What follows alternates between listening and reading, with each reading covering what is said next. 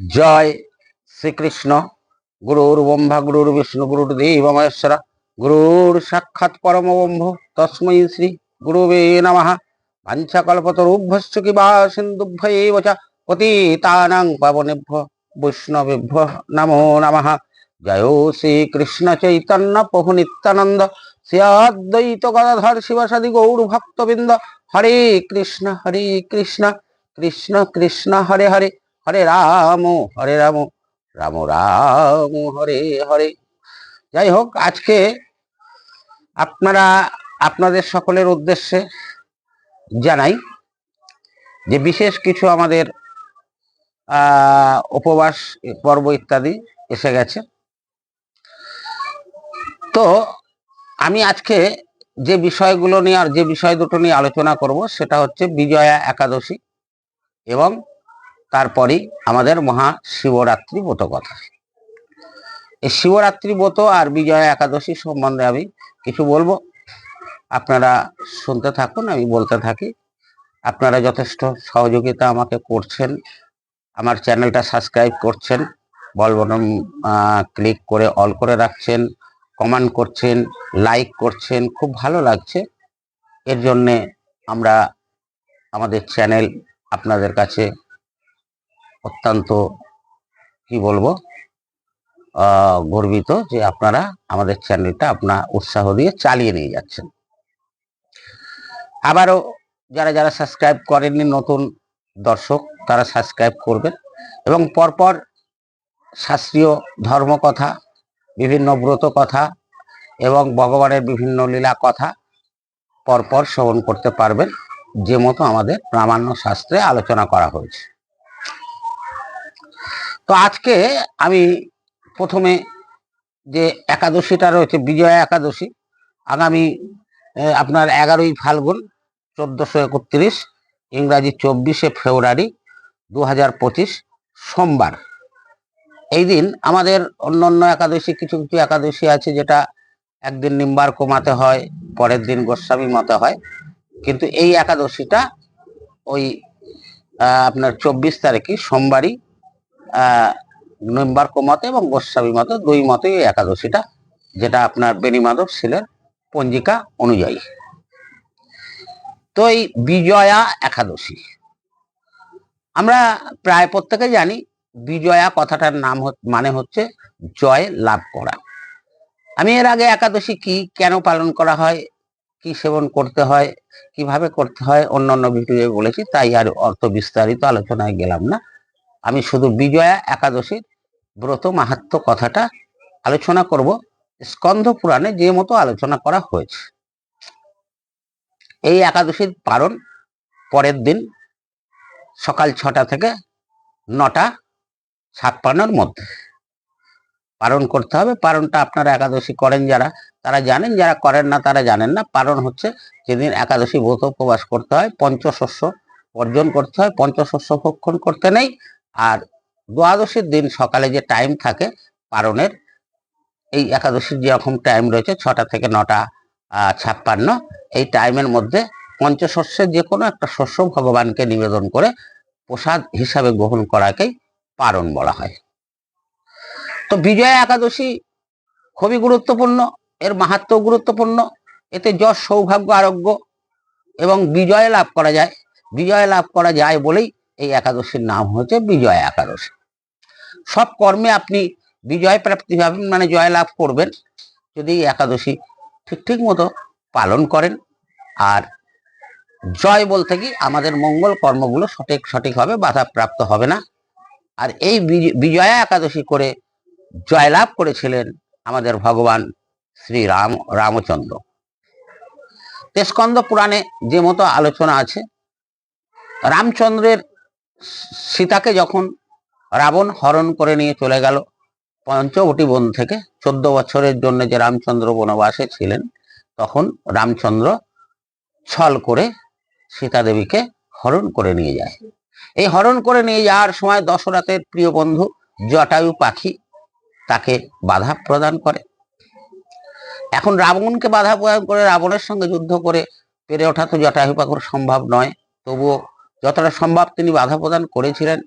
শেষ পর্যন্ত রাবণ জটায়ু পাখির পাখা দুটো, ডানা দুটো কেটে দিয়েছিলেন, তখন জটায়ু পাখি এই ভূতলে পতিত হয়ে ছটফট ছটফট করছিলেন, কিন্তু তখনও মৃত্যুবরণ করেননি, কারণ তিনি অপেক্ষায় ছিলেন যে রামচন্দ্রের সঙ্গে দেখা হবে, বলে রামচন্দ্রকে আমি ব্যাপারটা সবটাই বলবো, বলে তারপরে মৃত্যুবরণ করব।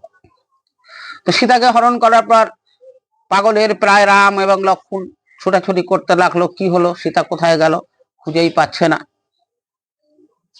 তো গভীর অরণ্যের মধ্যে দিয়ে হাঁটছে, এক জায়গায় একটা গলার হার কুড়িয়ে পেল রামচন্দ্র, ভগবান রামচন্দ্র। তো সেই হারটা নিয়ে রামচন্দ্র সীতা দেবীকে বলল, হ্যাঁ, সীতা দেবী নয়, লক্ষ্মণকে বললেন যে ভাই লক্ষ্মণ, এই হারটাকে তুমি চেনো, এটা কি তোমার সীতা মায়ের হার? লক্ষ্মণ বললেন, প্রভু অপরাধ নেবেন না, ক্ষমা করবেন, আমি হার চিনতে পারবো না, কারণ আমি মায়ের মুখের দিকে কোনোদিন তাকাইনি, আমি মায়ের চরণের দিকে তাকাতাম।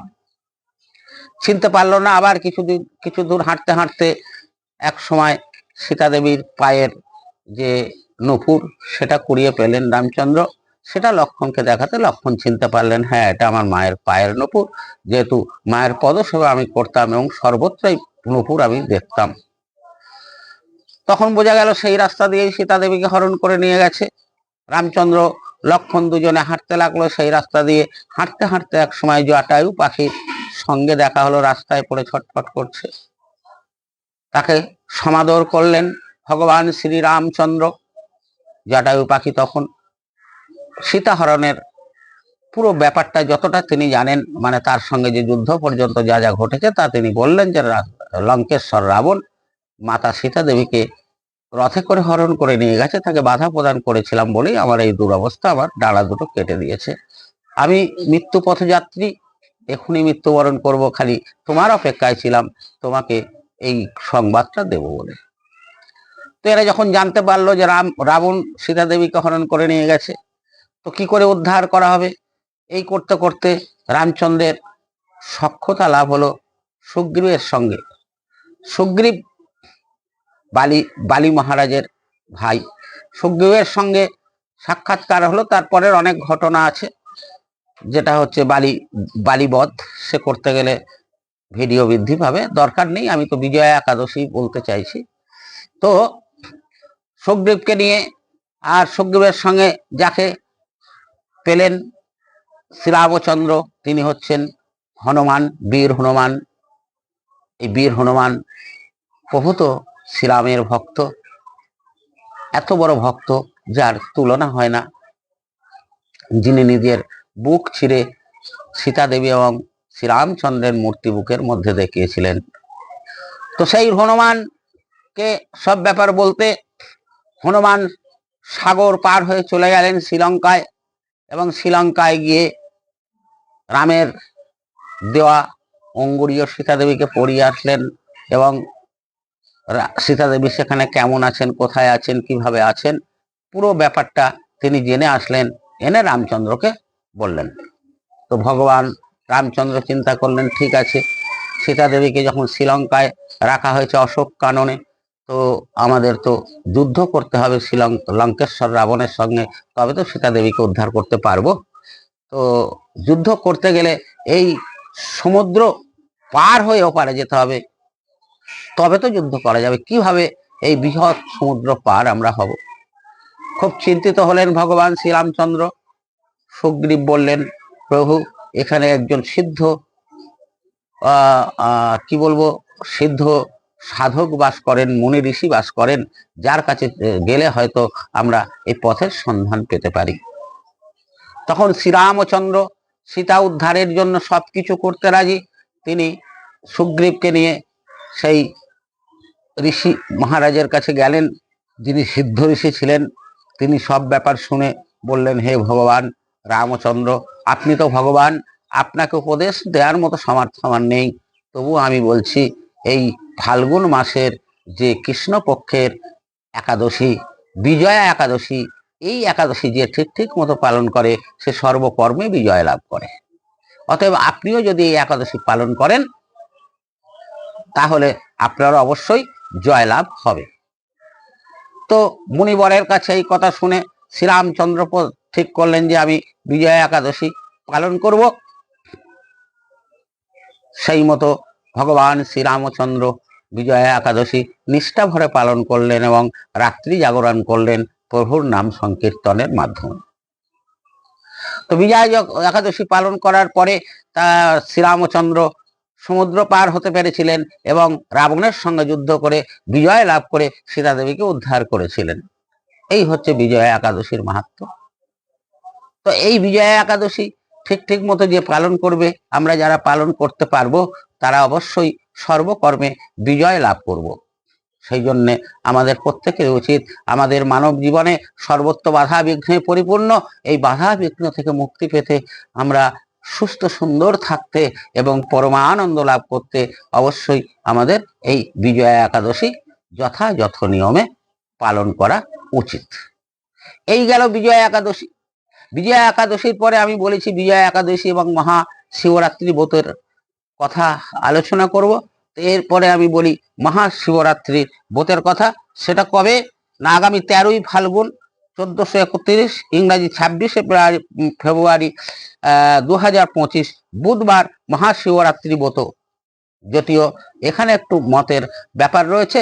এই 13ই ফেব্রুয়ারি, এই 13ই ফাল্গুন মহাশিবরাত্রি নিম্বার্ক মতে, আর 14ই ফাল্গুন গোস্বামী মতে মহা শিবরাত্রি ব্রত। যাই হোক, এই পরমেশ্বর শিব এই তিথিতে যত সন্তুষ্ট হন, অন্য কোনো তিথিতে পূজা আশ্রা দান ধ্যান করলেও তত সন্তুষ্ট হন না। তাই শিবরাত্রির দিন, মহাশিবরাত্রির দিন কি ঘটেছিল এবং এর মাহাত্ম্য কি, সেটা নিয়ে আমি একটু আলোচনা করছি। তো এক বনের মধ্যে এক মহাবীর বাস করত। বীর বলতে দস্যু বলতে পারেন, ডাকাত বলতে পারেন। সে কি করত, সেই জঙ্গলের মধ্যে তার পরিবার নিয়ে বাস করত, ফ্যামিলি, পুরো পরিবারকে নিয়ে, এবং তাদের ভরণ পোষণ জোগাতো। নিজে শিকার করতে যেত, পশু আদি শিকার করে আনতো, তাই খেত, বা কিছু পেলে লুটপাটও করতো, চুরিও করতো। এইভাবে নিজের পুরো পরিবারকে লালন পালন করতেন। তো কি হলো, একদিন এই ব্যাধ বা বীর সারাদিন কোনো কারণে শিকারে বেরোতে পারলেন না। তখন তার মাতা অনুরোধ করলো, তুমি তো কিছু আনলে না বাবা, তাই পুরো পরিবার আজকে কি সেবা করবে। চিন্তা করলো, তাই তো পুরো পরিবার উপবাসে থাকবে, আমি যাই এখনই গিয়ে কিছু ও শিকার করে আনি। বলে তিনি শিকার করতে বেরোলেন। তীর ধনুক নিয়ে শিকার করার জন্য ঘুরতে ঘুরতে তিনি কোনো দৈবক্রমে কোনো পশু সেদিন দেখতেই পেলেন না। এদিকে সূর্য অস্ত গেল, সন্ধ্যা হয়ে আসলো, তবুও ব্যাস বলছে, আমি খালি হাতে কি করে বাড়িতে ফিরে যাব, সবাই তো উপবাসে আছে, বাচ্চাগুলো কি খাবে, আমি শিকার না করে নিয়ে বাড়িতে ফিরবো না। এই ভেবে সন্ধ্যার পর একটা নদীর ধারে সেই ব্যাধ বা কি বলবো, ওই দস্যু, সে কি করলো, বীর বলা হয়েছে শাস্ত্রে, এই বীর একটা জলপাত্র করে জল নিয়ে সেইখানে একটা নিকটবর্তী বৃক্ষের উপরে, বেল গাছের উপরে উঠে বসে থাকলেন। কেন বসে থাকলেন, তিনি চিন্তা করলেন, এই জলাশয়ে যে জন্তু জানোয়ার জল পান করতে আসবে, আমি তাকেই বধ করে নিয়ে যাব আমার পরিবারের ভরণ পোষণের জন্য। বসে আছেন বেল গাছের উপরে। এমন সময় রাত্রির প্রথম প্রহরে এক হরিণী, নধর হরিণী, সে এসছে জল পান করতে। এখন একে দেখে তো ব্যাধ অত্যন্ত আনন্দিত হলেন। তিনি স্বর যোজনা করলেন তার এতে ধনুকে। তো স্বর যোজনা করতে গিয়ে তার সেই জলপাত্রে একটু আঘাত লাগলো এবং সেই জল একটু পড়ে গেল। ওই জল বিল্লপত্রের উপর দিয়ে পড়তে গিয়ে একটা বিল্লপত্র শুদ্ধ জল গাছের নিচে একটা দৈবক্রমে শিবলিঙ্গ ছিল, তার মাথায় গিয়ে পড়ল। এতে ব্যাধের প্রথম প্রহারের মহাশিবরাত্রির ব্রত উদযাপন হলো।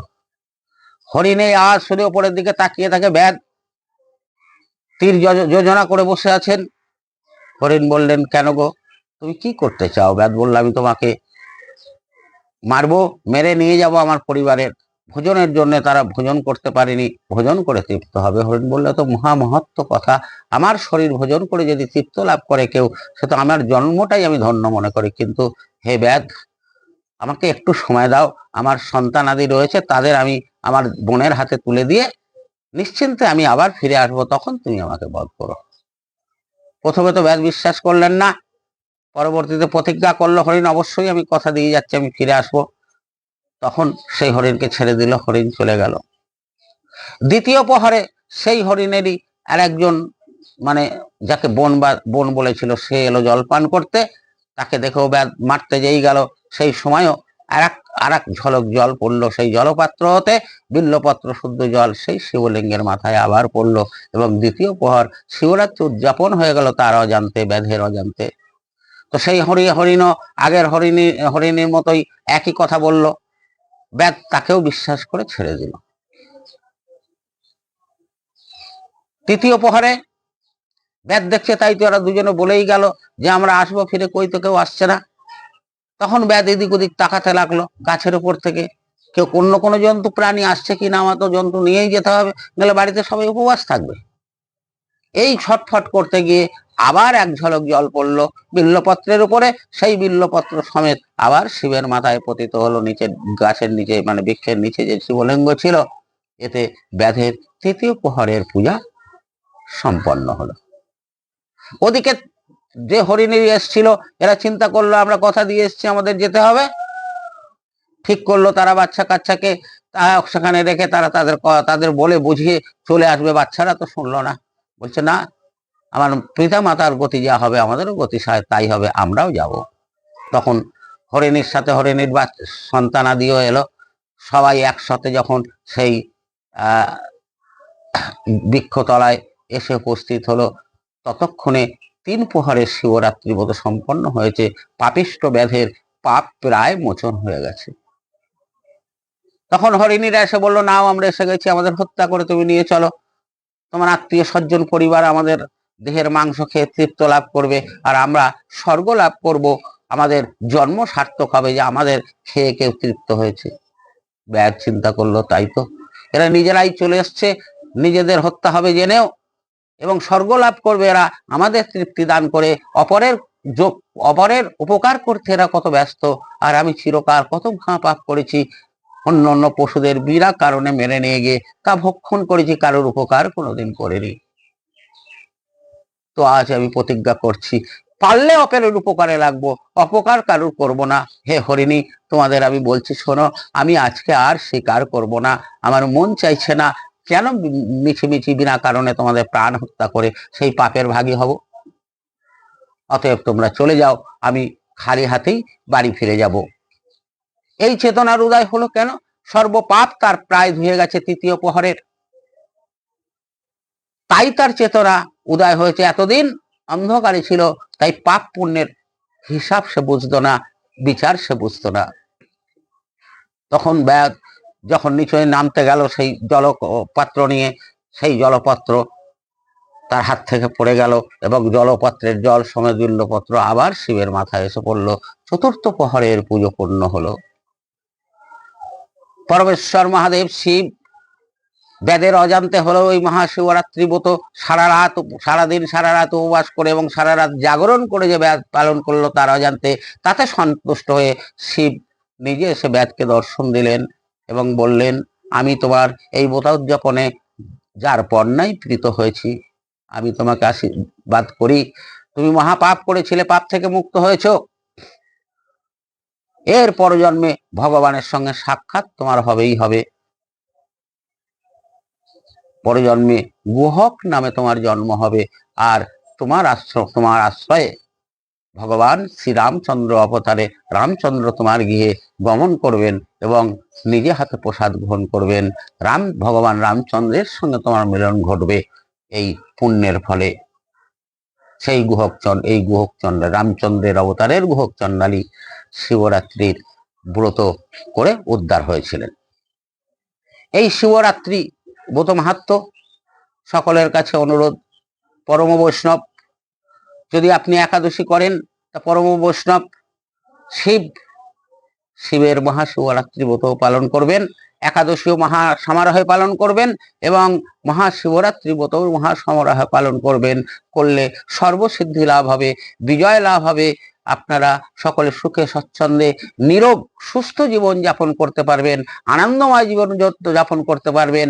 ভগবান আপনাদের সকল বাঞ্ছা পূর্ণ করবেন। পরকালে আপনারা পরমধাম প্রাপ্ত হবেন, আমরাও পরমধাম প্রাপ্ত হব।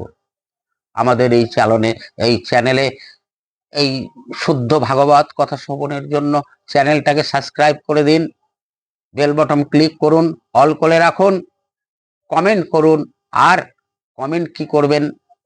লাইক করে কমেন্ট করবেন। আপনাদের মনের যা প্রশ্ন আছে শাস্ত্র সম্বন্ধে প্রশ্ন আপনারা করবেন। ভগবান আমায় যতটা ক্ষমতা দিয়েছে সেই ক্ষমতার মধ্যে থেকে আমার যেটুকু জানিয়েছেন ভগবান, সেই জানা থেকে আপনাদের প্রশ্নের প্রামাণ্য শাস্ত্র অনুযায়ী যথাযথ উত্তর দিতে চেষ্টা করব। আপনারা সকলেই ভালো থাকবেন, সুস্থ থাকবেন, সুন্দর থাকবেন। আর নতুন যারা দর্শক তারা সাবস্ক্রাইব করবেন চ্যানেলটাকে, যাতে আমি আপনাদের সাবস্ক্রাইবের জন্য আমি উৎসাহ পাই এবং পরপর ভাগবত কথা আলোচনা করতে পারি। জয় শ্রীকৃষ্ণ।